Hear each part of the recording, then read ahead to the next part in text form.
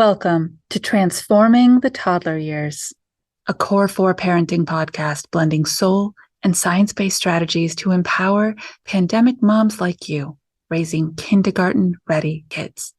I'm Cara Tyrrell, your host, a lifetime lover of littles, girl mom, early childhood educator, and conscious parenting coach who truly believes that how we connect and collaborate with our kids in the first 5 years is how we raise world-ready kids who will change this world. Welcome back to the Transforming the Toddler Years podcast for another solo teaching episode.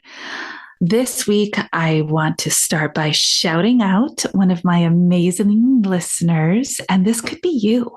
If you want a shout out on this show, leave a rating and leave a review, and I will shout you out. So this one goes out to Rennie2480, and she simply says with her 5-star review, "There's a lot to learn about parenting from this podcast, even if your kids are past the toddler years."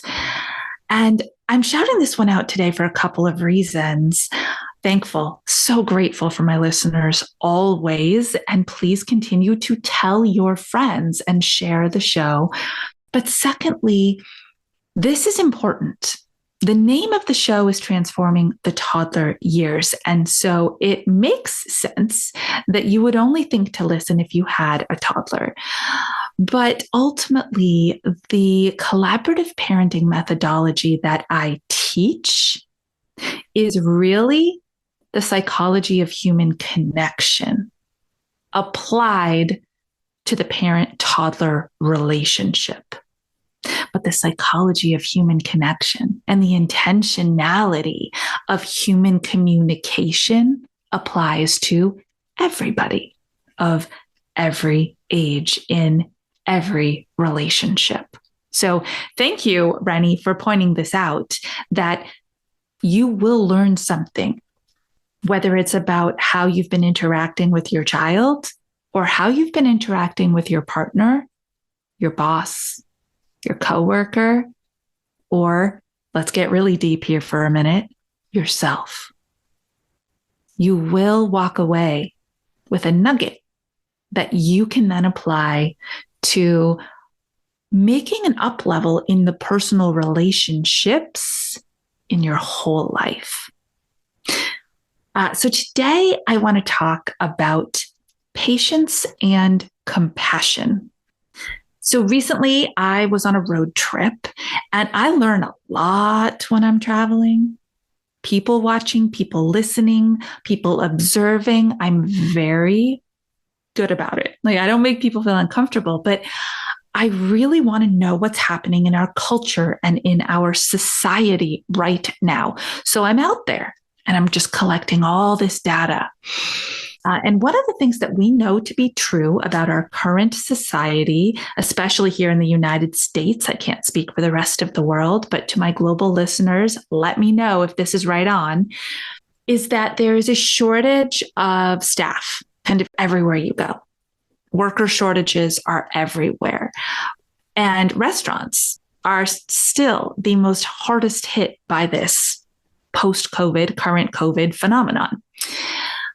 So during our travels, we drove 14 hours to Tennessee to see our daughter for the holidays. And so there was a lot of stopping at convenience stores for gas, stopping to get water and snacks, stopping at restaurants to have a meal, stopping at hotels to sleep over on the way. And there was so many impatient people around me, frustrated by the lack of service that they got with an instant gratification mindset. Now, I'm not sure if you caught this, but the top episode of 2023, the most listened to episode on the show of 2023 was the number one skill that kids need to master: waiting. And let's be real, we all need to practice this. Waiting is a practice. Patience is a practice. And the world we live in now is so instant. You want it, you get it. That people just don't have the skills that they need to model the delayed gratification experience for their children. And so I'm bringing it up here on our show because you are capable of it. Yes, you are. Even if you're like, whoa, no, that's really hard for me. I am one of those people that gets triggered instantly because I'm so used to the consumeristic way of living. I know, I get it. But if you're someone who listens to this show, then you're consciously aware that how you engage with other people is modeling for your child how positive, healthy engagement looks and sounds. And you're also somebody who believes that the skills that we currently have are not the finite set that we have to have. This means you have a growth mindset, that you know skills can be learned and practiced and expanded on, even if they're not currently easy for you. Here's a couple of examples from my trip.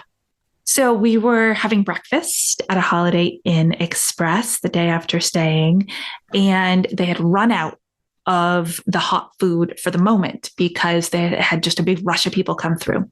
And the woman in front of me waiting, tapping her toe and doing their hands and fidgeting and doing all the huffing and the puffing. And I said, "Good morning."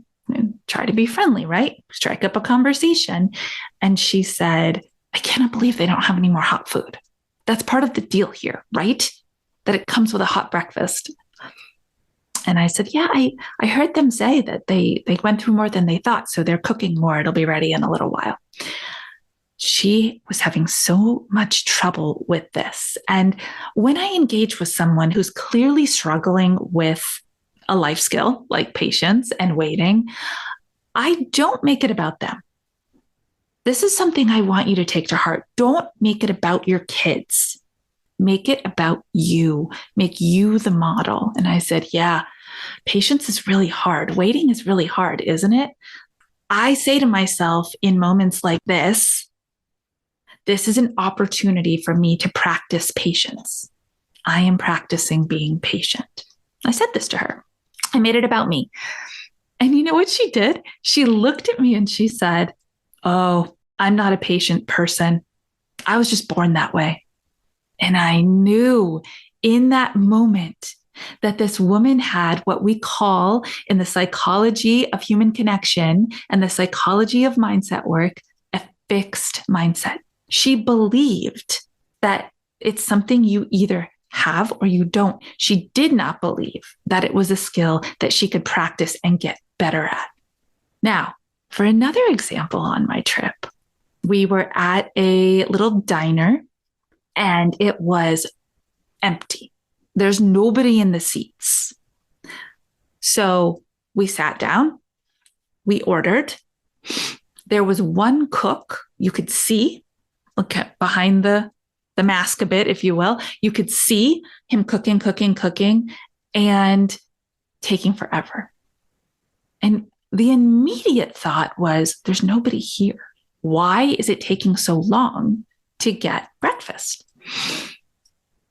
Then this mom walked in with her little person who was probably 4 years old, 3.5, 4 years old. We were in ski country at the time. They had come off the slopes. They were talking about their morning run, and they ordered and waited and waited and waited and waited. And the most beautiful thing happened, because how easy is it to make up stories in our head that condemn this one cook who's on the grill, that say things like, "Oh, he must not know what he's doing. Oh, he's overwhelmed. Why is it taking him so long? How could it be this hard to just make a breakfast sandwich?" Ooh, so easy to go there, right? And this little girl had much less patience than her mom, because she's little, and she started to complain. And this mom turned to her and she said the most beautiful words that modeled compassion for another human being. She had a different angle than I did, by the way, of this kitchen. She said, "Wow, look at all the papers hanging over there. He is doing the big job of cooking for all the people who made phone calls to get food and take it to go, and the people who are sitting here waiting for their food to come to their table. What a big job for one person, don't you think? I wanted to go over there and shake this woman's hand and give her a huge hug and say, thank you. Thank you for modeling compassion for other human beings and teaching perspective and patience as you did. What a beautiful job of collaborative, connected, real world parenting. And I believe with all my heart and all my soul that if we do this together, that if you do your job and be that parent, and I do that job and be that parent, and the hundreds of us turn into thousands of us, turn into millions of us doing that job for the COVID generation, then we raise an inclusive, perspective-filled group of young adults who become the change that we want to see in the way that our world works. Thank you for being you. Thank you for listening. Please take the time to rate and review. Please take the time to share with your parent group so that we can continue to do this work together. I'm currently deep in the Transforming the Toddler Years course with our winter cohort, and we are personalizing this work to each family that showed up, for each kid who's in that family, using that intentional language, using that perspective shift, putting on the new lenses. And if this work sounds really good to you, then get on the wait list for the spring cohort, which will start in April. And we can continue to do big things together for the sake of your family, your kids, their long-term future, and our beautiful world that we're creating. Until our next episode, stay mindful and proactive as we transform the toddler years.